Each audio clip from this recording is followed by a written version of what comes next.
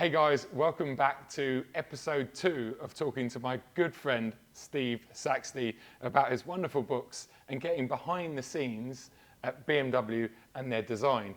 Hopefully you've watched episode 1 where we look at some of the classics ranging from the 70s up until around 2000. But today we're going to be focusing on the modern stuff, so 2000 up until today and maybe a little bit further on. Just want to point out, these are Steve's wonderful books down here. This is his book set. Make sure you check out the link in the description below and the pinned comment and use Joe30 to get $30 off a set of books. Over to you, mate.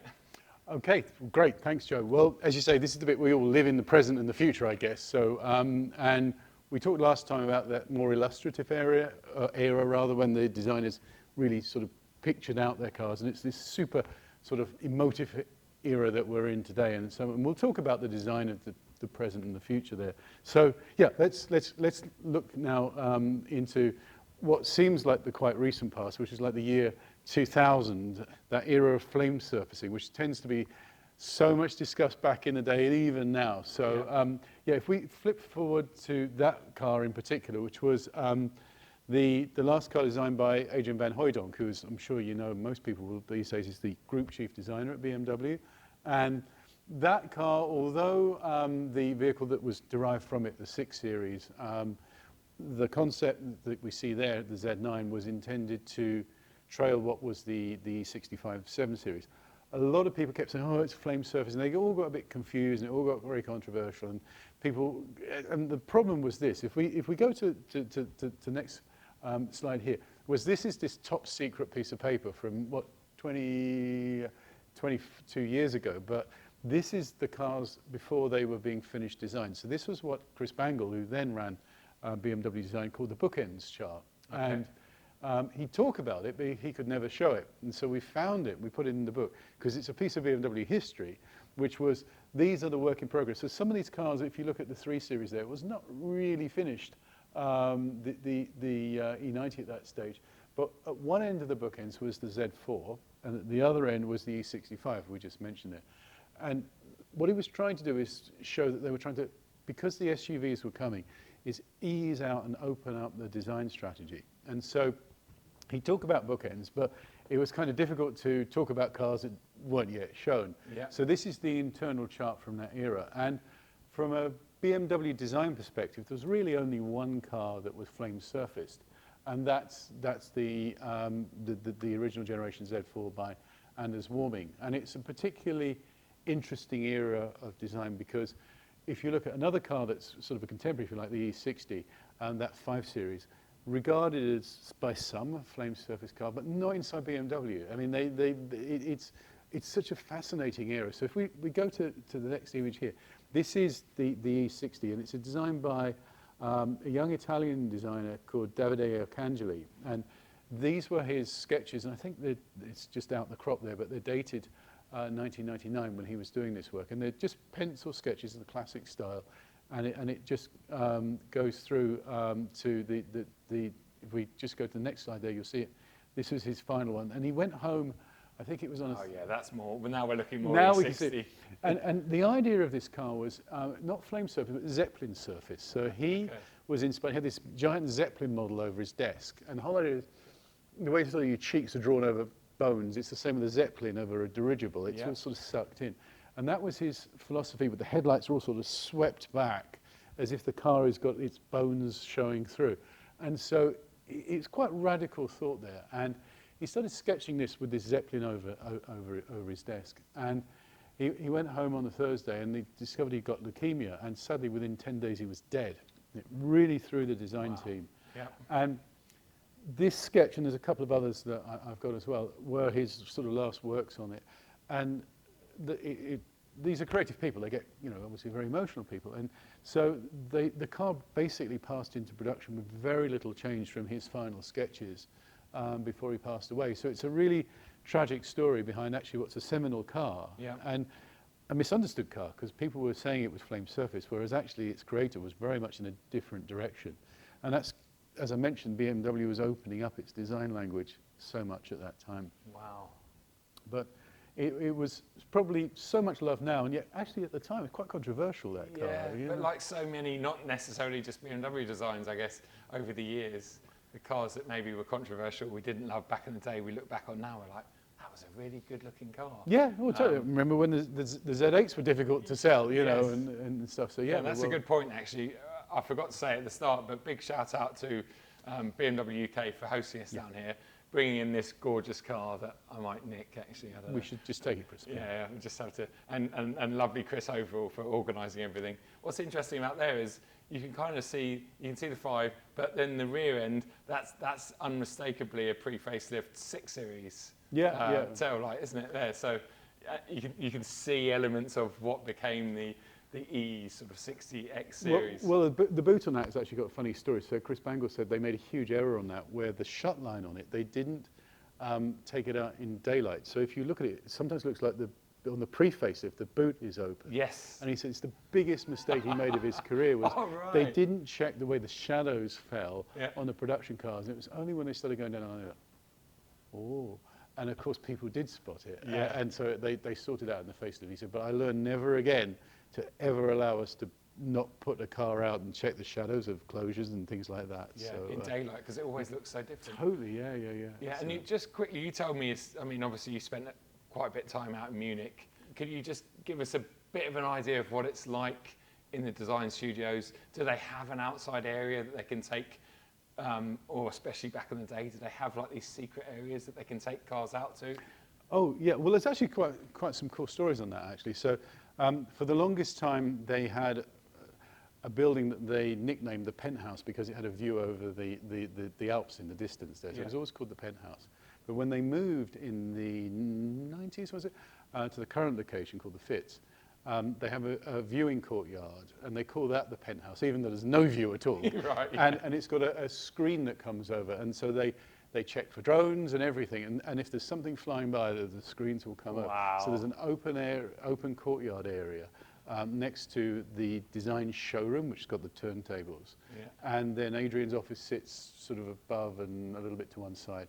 But the story he told me was, early in his career, he used to look through the viewing window and he'd look at the board, and as they come to examine the cars, it would be sometimes his designs, and he said, it makes me smile. Every time I walk by and I see those windows, I remember what I was doing 30 years ago, was I was hoping they'd choose my design. Brilliant. So that still goes on. And they've just revamped the design showroom. So until about a year ago, it had all these chairs that got a bit baggy, and he said, think of all the famous leaders of BMW and all the guests and VIPs and politicians have sat in these chairs.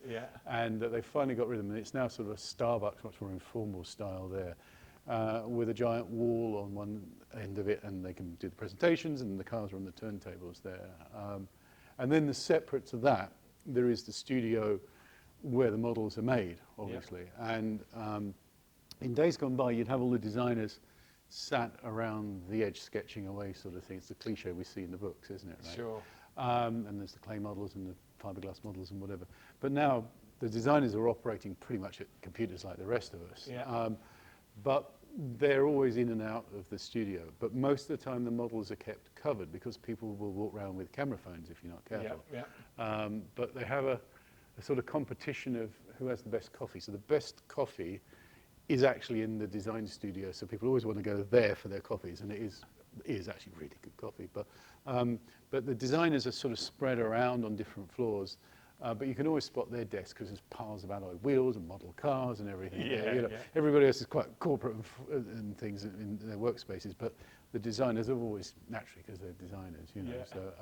So, and to get into the studio area, normal BMW employees can't get access. It's quite a walled off area. So it's got, because it's an 80s building, it's got a sort of rotating like Star Trek, and you sort of go in it, and it only allows one person in.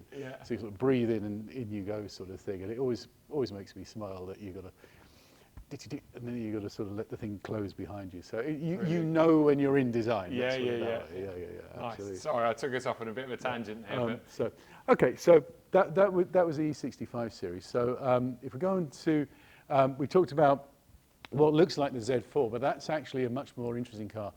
That's a sketch by Anders Warming, who's just moved back from Rolls-Royce into the BMW brand world, latest restructuring at BMW design. And this is a sketch of his for Gina. And Gina is a much loved car, and in some ways a bit of a misunderstood car, which was the fabric car. You remember that car? Yeah, there? sure do. And one option was to make it as a coupe. So you see it there, the final car was a convertible, obviously. But if we look here at the photo of the car here, you'll see that it's got a zip for the bonnet there. And the whole idea of this car was to free the designers and the engineers' minds of what if you didn't make a car from metal? And I think they didn't show it for many years. This car was kept secret because it was almost too much to understand. It wasn't about making a car with fabric skin, it's about thinking differently. Yep. And what they realized is fabric is really light, it's really flexible, you don't have to tool up at huge costs, you're saving weight. And sure, you can zip the bonnet up and whatever, and the nice doors wrinkle open, things like that. But there's no cost to changing things like there would be if you used hard metal. Yep. And it had such an influence that sometimes it still exists, and it's got this special fabric. Nobody's allowed to touch it because the fabric isn't made anymore. Okay. But they wheel it out, and they put it in sometimes into the design showroom when the designers work to free their mind up to think like Gina. It had such an influence. And it's still around today? Yeah. And the material's still quite taut? Oh, it looks exactly like it does in those press photos. Yeah, I mean, It hasn't got wrinkles like you and I. No, she's as wrinkled now as she ever was. But people at BMW really respect Gina as a chance for them to do something different. And they did. It influenced the cars more than people realize, because when they did the bonnet of, I forget which generation of M3 it would have been from the early, it'd probably be E92, I guess. They stitched the lines with a little laser thing into the metal and made it fold differently. Yep. And that was trying to treat metal like a fabric. And so rather than tooling up for a whole new bonnet, they stitched into it and made the indents. And that actually was, that was a direct flow from Gina thinking to treat metal like a fabric. Yep. But if we go to this picture, I think it's kind of cool, because what people never knew was it was a fully drivable car, and it was actually a Z8 underneath. You notice the wheels are just the same. And so, so you start up Gina, it's boom, it's James Bond's car underneath there. So there's Gina going for one of her few drives internally there, and that's why it's a bit of a grainy picture, because there's Gina being driven there. Yeah, fantastic. But I mean, the significance of it is actually on the next page here, which is this is.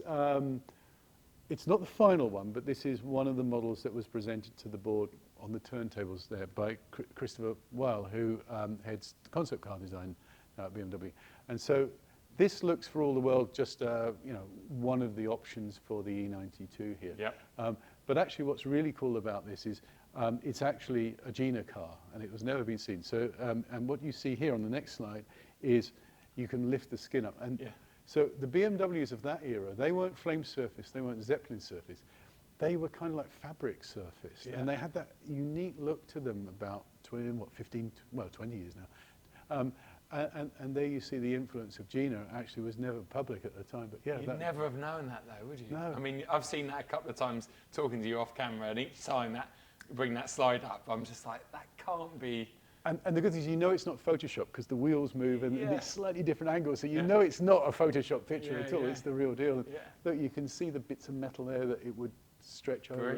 And those are adjustable, so you could change the tension in it and change the shape. I mean, they were really doing some cool stuff, actually, I've got to say at the time. Definitely. And that's the edginess that they think behind the scenes that I don't think we always see. We see the end product on the outside. It's a bit edgy sometimes, and we don't always understand it. But behind the scenes, I mean, they're really kind of quite driven, if I'm honest with you. I doubt there's any other car makers doing that sort of stuff. No. Certainly not 20 years ago. No. So, kind of cool. Fantastic. Okay, so we're sort of in that era now of moving into what would be for production cars in the mid-2000s. And this is a cool story. So there's always been there's two cars that BMW is always continually floating around designing, an M1 replacement and a car above the 7 Series. It's always been like, what do we do above 7 Series? What do we do with a super sports car? And the closest they came was, in this era, Christopher Weil, I've mentioned, and Karim Habib, who headed up BMW design before moving to Kia eventually, and very successful at Kia. He was thinking about a car above the 7 Series, and Christopher was thinking about deriving a car from a Rolls-Royce platform. Yep. And the two ideas sort of, as often do in the creative world, sort of coincided. And Karim took his ideas and put them on the larger platform for a Rolls-Royce size car. And the idea was shown in public as a concept called the Concept CS. But what wasn't known was the idea of it was to make it as a 4-door and as a 2-door coupe, which was shown, and as a convertible as well. Right. Because it was like the days when you get the Aston Rapide and the DB9, and there was the Maserati Quattroporte, and I forgot what the coupe was. That was the idea that The GT, was it Gran Turismo? Yes, Yeah. it was GTS maybe. Yeah. And so that was where BMW would have played in that space, Sure. with a car up in that sort of 9 Series bracket Yeah. as a super premium That's car. beautiful, that, isn't it? It's utterly gorgeous. Yeah. It's the concept that was showing is just spellbinding. I mean, it just reeks of quality, doesn't it? Yeah. And look at it, 20 years ago. It's amazing. It really is, that Yeah. thing. Yeah. So, yeah, that's the sort of continuing theme through the books in some ways is where do you go above 7 Series? Where do you go with M1? And everybody wants to see the new M1, don't Yeah, they? yeah. So let's look at the next picture now. Because there is one of the many M1s that never happened. And look at the date on that, 1988. Yeah. Joji Nagashima, who drew that car we saw in the last episode there, really talented Japanese designer, super fresh in his thinking. He was always really kind of conceptually very different. You can see it's got M1 themology in there, but Yep. sure, it maybe looks a bit dated, but it was the 80s that was done. you know. Yeah. So there's been successive cycles internally of Yep. designing an M1 that never quite happens. And we always want, we'll come to it maybe why it didn't happen most recently, but it's an eternal struggle for BMW because everybody knows it's in its heart and soul, the sports car company, as much as anything else. Yeah. Let's look at the next slide. So this is a page from the book. And what I try and do in nearly every case is I sit with the designers and get them to mark it up. Because I think there's nothing like hearing firsthand from a designer without anything of sort of, naturally the PR spin that usually happens is just to get them to mark up the good and bad bits about their design. Yep. So this was this car was by Benoit Jacob, French designer. And this was the M1 homage. And this came out of a lunch that Chris Bangle had with the head of BMW Classic. And it's this really fancy restaurant at the Fitz where you have to sort of get a VIP pass to go, and there's a waiters and everything. Anyways, these are always high-powered lunches. And I was allowed in there once. And you're with the most senior people at BMW there. Anyway, Chris was having this lunch with the head of BMW Classic, and he said, it's the anniversary of the M1. Can we do it? And they did this in 4 months. They designed this car. And Benoit was off sick with flu at the time. And he won the contest because he could put more time into it because he was ill. Right. And it's a stunning looking car. But of course, when you speak to these designers, and a lot of them are my friends, they'll put, well, it's a bit wide here, and we have to really manage the interface there. But that's the cool things about it, is they can go back and review their own work. Yeah. So, especially with a different mindset all these years later totally, as well. Yeah. Totally. So, and it's a wonderful piece of design even now, I've got to say. Yeah. But the coolest thing on that, and it's in the book, is what we didn't realize was they were going to make it in production with the V10 engine from the 60s. So the whole idea was it had such a great reception that they were rushing behind the scenes to actually put it into production as a V10 engined M1. So Yeah. Never happened. Never happened. But there was a reason behind it, which was BMW had to be very sensitive to politics at the time. And in Germany, there was a lot of pushback against high-powered cars, which is one of the reasons why they pulled back from Formula One, V10 engine F1 car. It just wasn't the right timing, time. yeah, It's timing always was off. timing, you know. Yeah. So, but anyway, let's move on now. But these are some of the competing images Christopher Weil I mentioned earlier. Yep. Yeah, cool stuff by some of the top design team there.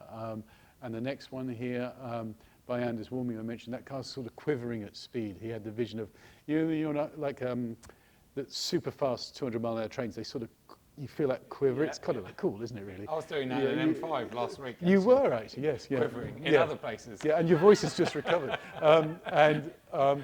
So that's what Andy's trying to translate into that image. There's that car quivering at speed there. So, let's move on from that. Oh, and that's the sketches by Benoit. Because he was off sick, that's actually on cardboard. So they've kept that cardboard. So it's the back of his sketch pad. Brilliant. How cool is that? I love the image at the top right there. Well, going back to the M1. Well, Benoit is he's being French. He's an impressively good smoker, and so I was on a video. And he said, "I can draw any car." So I'm sitting there challenging him in like a sort of cartoon style, and he's drawing cars for me there. And I said, "Draw me an RS200 or something like that." He'd be drawing it. So he's got his photographic memory. He can draw any car. So he's a very talented guy. Very cool. Okay, let's keep this moving here. And this is his work of, we're in the digital age now of sort of marking up these 3D models. So the designers didn't just sketch, they had to work with the 3D modelers. And we don't have time to talk about it now, but I want to make sure the readers understand how cars are designed, not just sketches and pretty sketches, but actually how they're modeled in 3 dimensions and how they work with the engineers. And so this is that turning point really around about 2008 where they were shifting to high speed and digital. And this is how they managed to make this thing in 3 months. It's amazing, isn't it, really? Wow, yeah.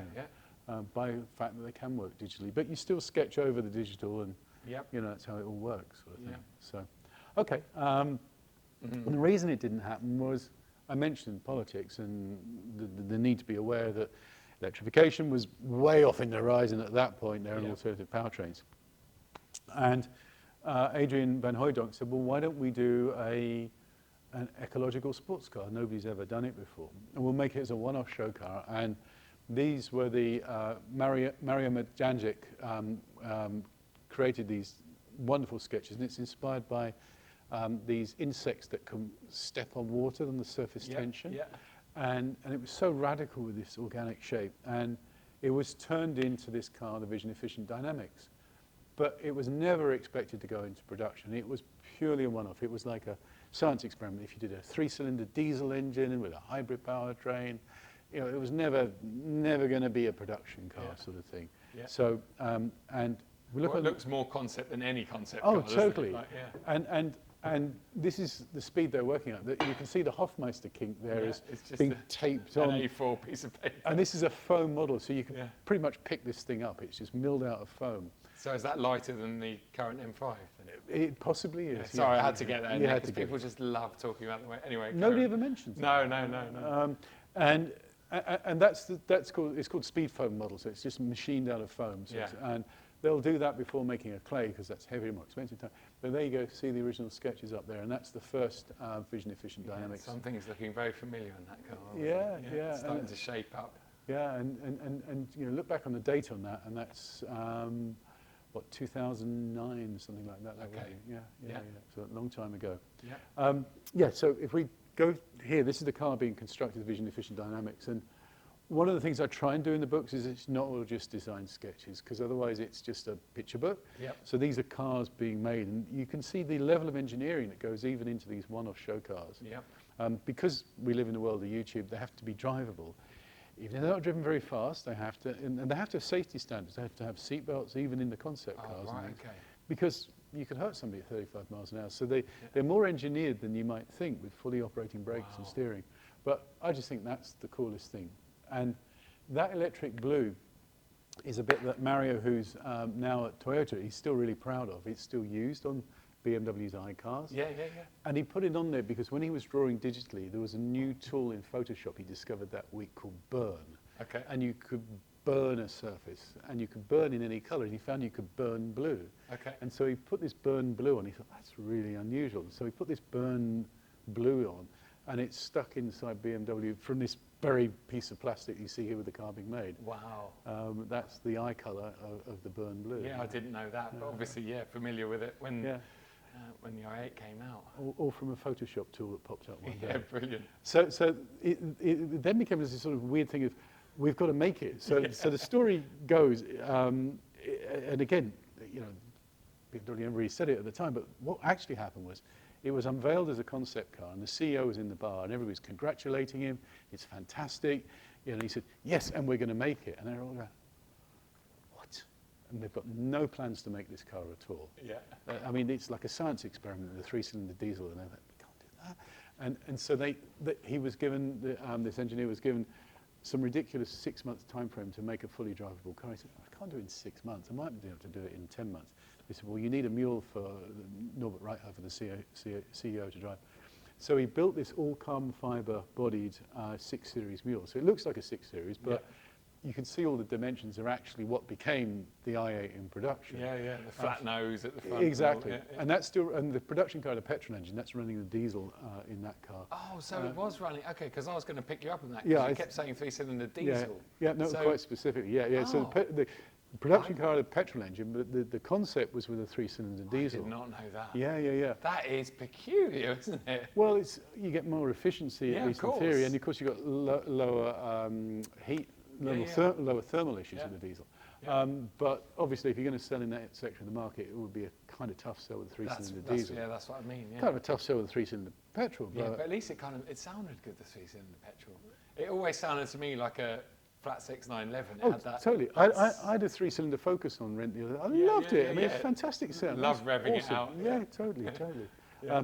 So this was the first step from that one-off concept car into this running mule, this delightfully ugly thing. And I've got more pictures in the book because it's kind of cool. You know, it is, yeah. Because these never get seen otherwise. You know, but look at the narrow tyres. And that was the thing, is the wider track meant it was actually getting cornering times close to an M3 because wide. You don't always have to have big. You don't have to have big sticky tyres. Sometimes you just need a wider axle base, right? And that's what. You look at a Formula E car or something. That's all they are, aren't they? Exactly. Super wide. Wide axles. Yeah. Road tyres. So the next slide shows really the design, the visual side as opposed to the engineering side.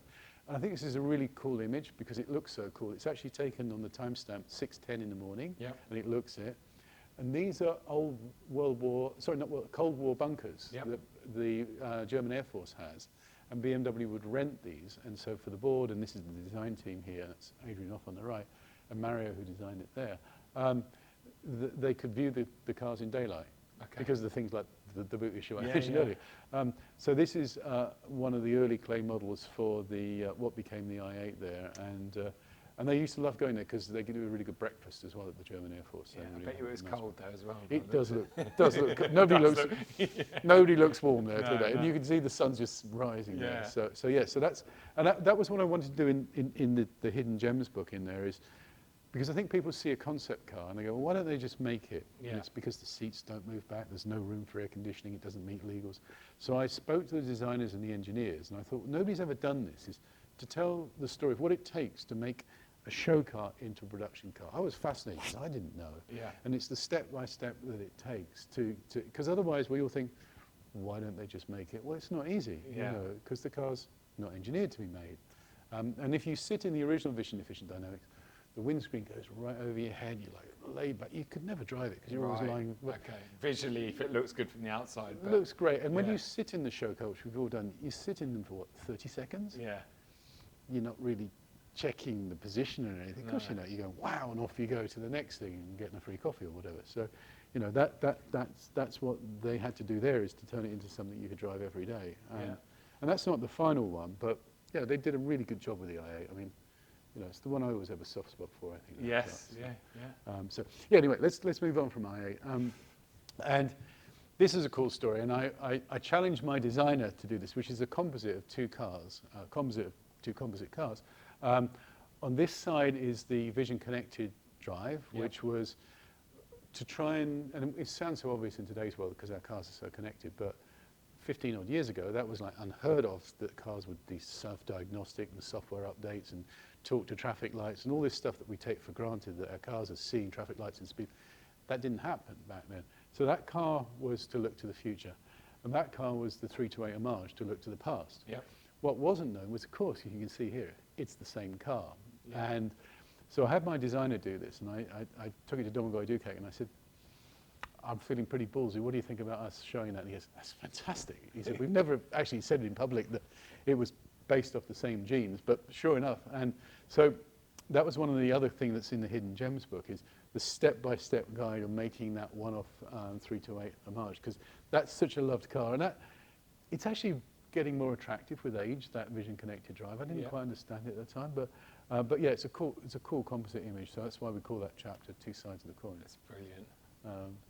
And it also, because we never mentioned grills, is... well, it's it's a horizontal and horizontal and vertical. Now, it's one of the things that I said to Domingo. I said, well, let's just have a grill conversation for a moment. He said, well, the thing is there's some people always want to go that way, some people go. And in the end, if you end up pleasing everybody with a square if you're not careful, sort of thing. And but it's all about the position of the lights relative to the grill and whether they're set in a frame, and that's the endless possibility. It's almost like nose and eyes and mouth sort of treatment there now. And along the way, big vertical grills, the original 328, that had them. So there's always been a legacy of large grills, as we saw in the previous first episode there, that they've always toyed with there. Sure. But in fact, let's go forward and we'll we see them there. There's they dominated the front there. And part of it was, in the early days of BMW, was bragging rights to show that the car had a 6-cylinder engine. And others only had 4 cylinders. Okay. And so there was always a little bit of a functional bragging right size, the size of the grills, right the way back into the 20s and 30s, as of the last century, not this one. Yeah. And of course that front there is actually fairly influential, because you'll see some of that in Neue Klasse to come, which we'll talk about maybe. I remember talking about grills quickly. I remember the E38 7 Series, if I got that code right, I hope so. So that would have been 90s. But I remember they're exactly the same on all the models, aside from the 750i, which was the flagship for a while, and the 750 had slightly bigger grills. Yeah. So if you walked along, like if you went, wandered through Mayfair or past BMW Park Lane, you could spot it straight away. It's a car spotter's paradise. So it's interesting. Obviously, that isn't so much the case. Well, I guess you look at M340i's and that M-Light category, they always tend to have slightly different grille designs to the regular 3 Series. Well, for us car people, we love it. Now, I bet the average public couldn't tell the difference, no. But to us, we know. Yeah. That's the reward, isn't it? But it's interesting that they've carried that history on to modern stuff. Oh, totally. So, okay, let's keep going. So, speaking of the homage car, so this is an interesting car. So this is the 2002 homage, and these are the earliest raw sketches. So again, these are sketches that would never ordinarily be seen in public. And the idea originally was to make it a really raw but quite literal reinterpretation of the 2002. Yeah. But as Karim Habib and Alexei Kazar, who did that car, got into it, they thought, well, rather than being so literal with the 2002 with the belt line that runs around the top of the car and stuff, let's just try and think about making a limited run of them. And we go to the next image here. This is the final car. Again, you'll see here, I asked in the book Alexei to mark it up. And it actually has i8 door handles, i8 lights and front mini lights, because the idea was to make it as a limited run of about 200 cars. That was what they always wanted to do. Yeah. And you're probably thinking, well, why didn't they, right? So the problem is it was getting late in cycle by the time it would have got into production. So they did this. This car itself, this is the same car painted differently, is actually a prototype M2. So you look at the interior, it's all like half finished, so it was never really shown on the inside.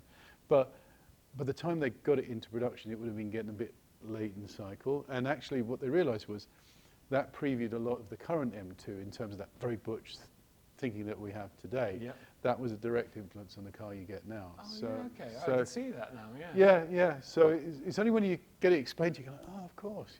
Sort of thing. So I remember seeing that at Goodwood. Would have been 2015, 2016, around when the F87 launched. But I just fell in love with it. I mean, it's just such a beautiful car. But it sat very well alongside the regular M2 at the time as well. Yeah. Which, so if you've got the current generation M2, it owes a debt to that one. To that car. Okay. Yeah, absolutely. Interesting. Okay, let's keep moving forward. We'll stay with the homage thing and finish the grille conversation. So this is the 3.0 CSL, and these are rough sketches here from 1Q Kang. He signs it 1Q. He's Korean. 1Q Kang.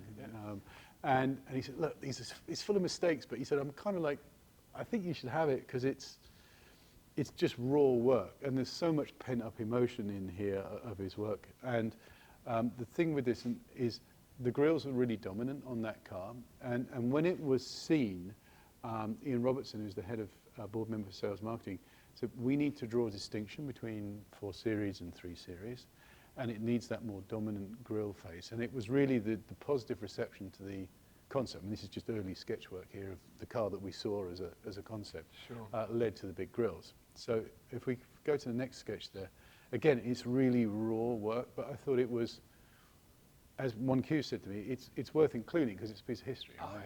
yes. It's beautiful. Yeah.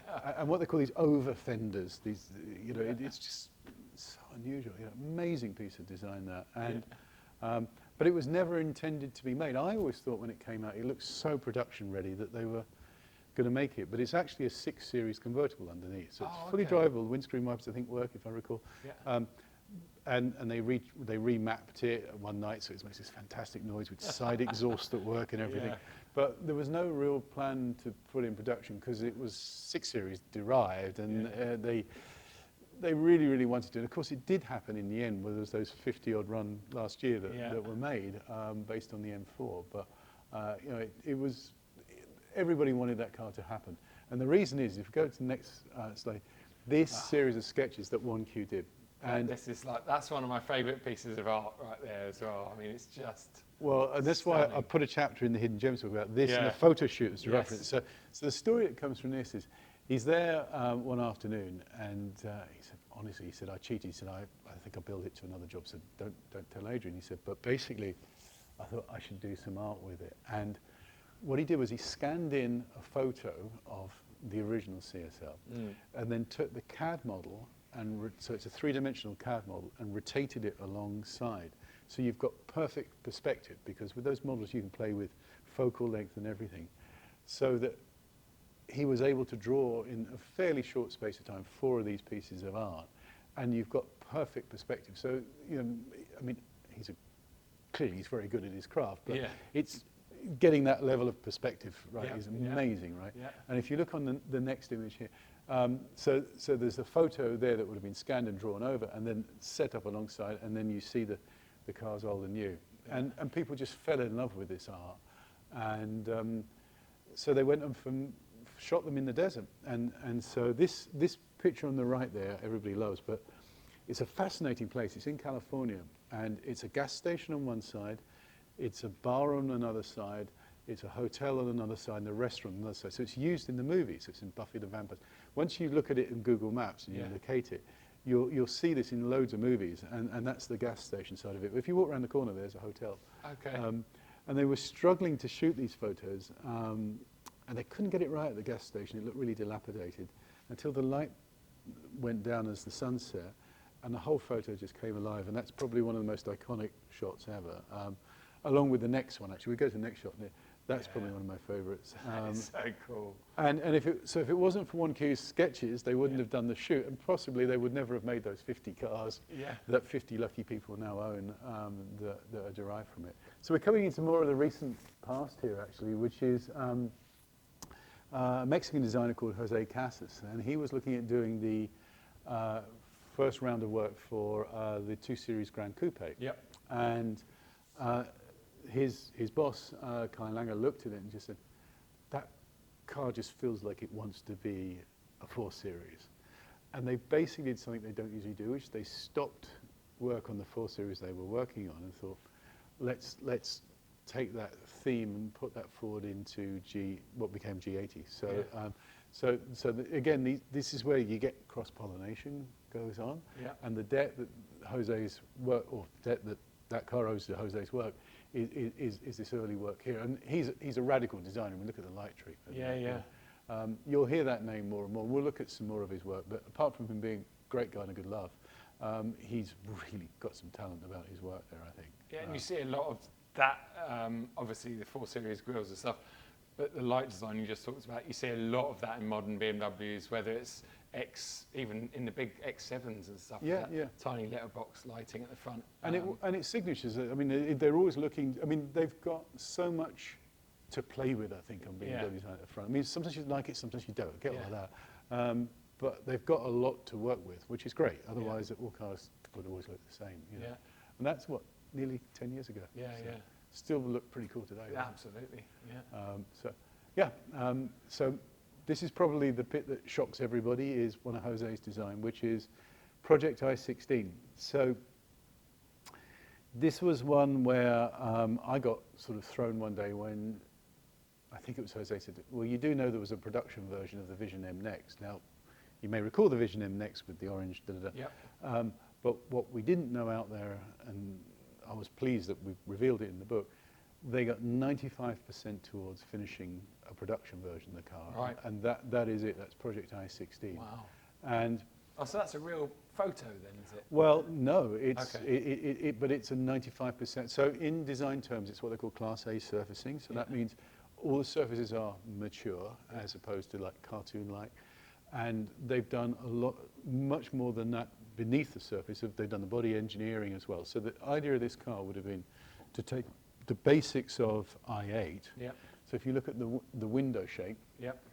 that's actually I-8 derived with a new door skin outer. Yep. And it was taking the guts of the I-8, putting a 4-cylinder, not a 3-cylinder engine in it. And I think the power was 560, but you know, I mean, I get a bit bored with power outputs. I mean, we're like 600, 700,000, who cares anymore? Yeah. So yeah, and I think we've got some other images there if we skip to the next one there. It's a cool looking thing, and that would have been breaking around probably 2 years ago, so 2022 that would have come out. Yeah. But it was done during COVID, and they just had to make a decision really of, do we go with that or XM? Yeah. And you know, wherever your head is on XM, there's value in the market in high-end, expensive SUVs. And at what price point does BMW with a sports car brand go with a 4-cylinder car? And therein's the rub. It's easy to say that they should make it, Yeah. but what would you pay for it, and what would you pay for it with a 4-cylinder engine? Especially when BMW themselves have got an M4 with a 6-cylinder and an M8 Right. with an 8-cylinder, and they're probably going to ask more for. Twice. So it would have been as beautiful as it is. It's one of those, I'm sure, one of many decisions that are like, well. There's a lot of heartache Yeah. still, but I mean, there's a degree of excitement that we were able to show it in the book, and I was really pleased that people were quite brave. Beautiful. To show The it. nose of that. I'm not. I like it overall. I'm not massively. I don't the rear end, but the front end, the nose, the grille, the proportions on that are absolutely beautiful. And it's production ready, so that's a 95% finished car. Interior, fantastic, and everything. So you know, and look at the shape of the door mirrors there. I mean, it's a cool looking thing, I've got to say. So, but they're a business. One of the guys said to me, very senior, he said, every day inside BMW, somebody's designing a new M1. Yes. So they'll probably be, watch this space, eh? That'd be me if I worked there. Exactly. Yeah. So, okay, let's look at one final view of it, because I know everybody loves it. Yeah. And this is sort of Brooklyn Bridge sort of type thing, obviously here. But you can see, I talk about Class A surfacing. The sophistication of the surfacing in the computer model means it's perfectly replicating. And I mean, that level of sophistication is showing you there.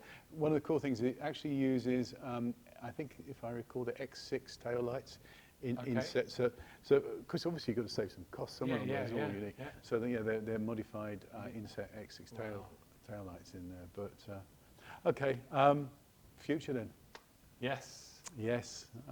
You know a lot more about the future than pretty much anyone else that I know anyway. Well, here's what's public, right? So there are the 2 concept cars. There's Vision Neue Class A and Vision X Neue Class A.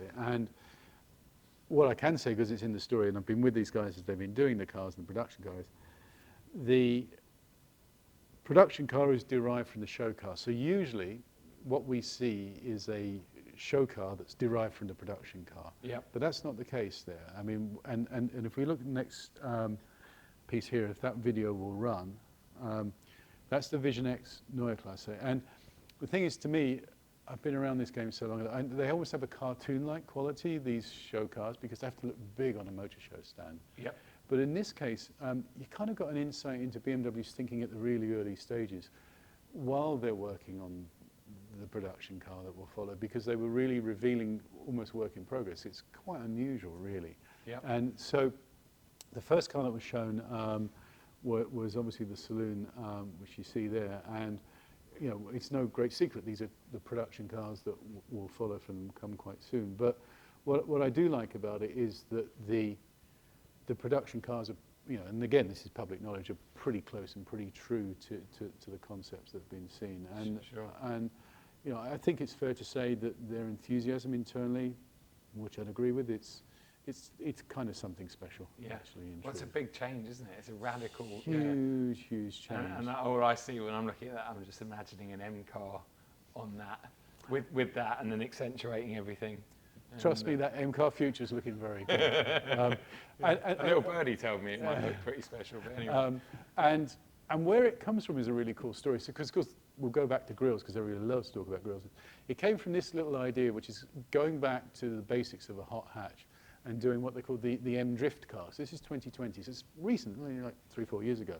You know, some of this was happening while I was writing the book, they were having these conversations.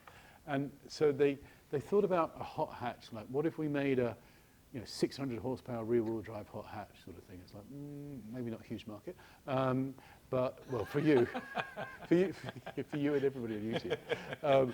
And so from this spun what we see here on the next slide here, which is called the Vision Circular, which is they thought, well, okay, let's not do crazy M stuff. Let's think about another lens for where the future could be, which is sustainability.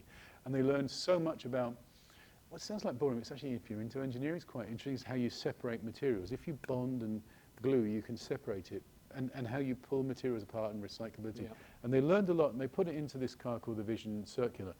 And it was this grill treatment that Frank Weaver, who's the head of research and engineering, said, there's something really kind of special in there, and everybody agreed with him. Because he's the boss. And, but it is, and this sort of valley has been seen in several BMWs. And there's something kind and friendly about that. Yeah. And they had some crazy stuff. He said, what if you could grow flowers? And I mean, because they're always like pushing the edge of it. And I thought, well, actually, this is just a friendlier face of BMW. And so that thinking began to evolve. When you look to the next slide here, Anders Dorgerson was asked to do a sort of 3 series sized concept car. And he's a Danish guy, and his dad and his granddad, they've all had 3 Series in 2000. So he grew up in only BMW sedans or saloons. He grew up where we started in episode 1, essentially. Right. And he's still younger. He's probably, he's much over 40 even now, but it's in his family's blood. So he started thinking about that, and as he started sketching this sort of idea for a concept saloon, he started bringing in that front of the Vision Circular. So again, stuff cross-pollinates. And as he matured his thoughts, if you look on the next slide here, the bosses encouraged him to say, well, look, if you're going to do that as a show car, some way ahead of where we'll go with Neue Klasse, refine your thoughts, put it into the ring, and he won. So he won the show car and the production car that followed. He's now overseeing the production car that we'll see in, what, 18 months? Is it? I can't remember now the exact timing on it. So what we chose to do is actually show some of the sketches for what will be the production car as well. I'll let you work out, if we go to the next one, which ones they are. The future's kind of cool. Yeah. There's that blue again. That blue again will never go. Blue and orange will never go away, will it? I think. So, and what I did as I was sort of wrapping up this series, because this thing extended into this 3-book monster in the end, is I said to Domago Duque, give me this. There's a phrase that one of the Jaguar designers had is designing cars like a movie. Most of it ends up on the cutting room floor. So I said, what you got from the cutting room floor that will never see the light of day? And he said, oh, that's a cool idea. So I've got a bag of stuff of just randomness of what's never been seen. And I thought this might be a good one to sort of finish on here on the next slide is, so back to our friend Jose Casas, and what about a super sports car? And this early ideas could have been a Villa d'Este show car. That is beautiful. It's very Aston Martin, isn't it? Yeah, I mean, what if there was an M10 sort of thing, or whatever you want to call it. But yeah, kind of cool. I think there's I didn't think I've shown it to you yet, but we go to the next slide, I think there's another image there. There you go. Oh.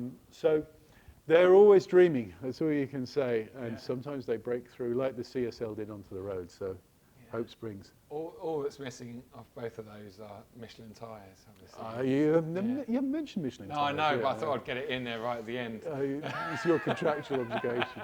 No, I mean, that is just, wow, they're stunning, aren't they? Yeah. Absolutely stunning. And this is, I mean, it looks sort of more finished because you can do this in sort of Photoshop, but if you look, the roundels in the wrong place, it's Yeah. really work in progress art before Yeah, it's yeah. sort of, disappeared. But Jose, he says, he's a Mexican. He says, one day. But it's some pretty cool work. So yeah. So there's a little bit of glimpse of behind the scenes and into the future there as well. So Brilliant. so Fantastic. there you go. Well, that was awesome. I've really enjoyed talking to you, Steve, before, off camera, and We always do. and today in both episodes. It's been awesome because, this is something that I've never really thought about the history of design or what goes into design and concepts and all of that. So reading your books has really educated me, but also talking to you, and I think that's why this kind of came about. Was we were talking, I was like, I think we should actually get this on camera because it's so interesting. And I'm sure, and I'm hoping that a lot of my audience think the same. So, Well, I'm just lucky that they shared it with me, and I can share it with you and Yeah. everybody else. It's Share the everybody world. wins, don't they? Really, I Yeah. guess, because otherwise it just gets never seen. well, I'm so glad that you've managed to open those doors and show everyone.